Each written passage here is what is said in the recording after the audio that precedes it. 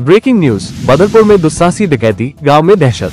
श्रीभूमि जिले के बदरपुर थाना क्षेत्र के एंगला बाजार स्थित पीरटिका गांव में रात के अंधेरे में एक दुस्साहसी डकैती की घटना सामने आई है। लुटेरों का दल हथियारों से लैस होकर घरों में घुसा और जमकर लूटपाट की।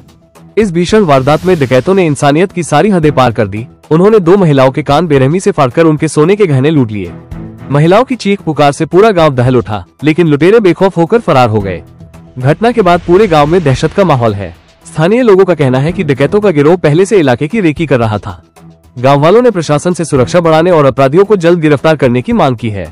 सूचना मिलते ही बदरपुर थाना पुलिस मौके पर पहुंची और जांच शुरू कर दी।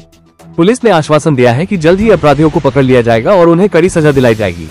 ग्रामीणों में डर और आक्रोश दोनों है। लोग रात में जागकर पहरा देने को मजबूर है। सवाल यह उठता है कि आखिर ये डकैत इतने बेखौफ कैसे हो गए? क्या इलाके में अपराधी बेखौफ घूम रहे हैं?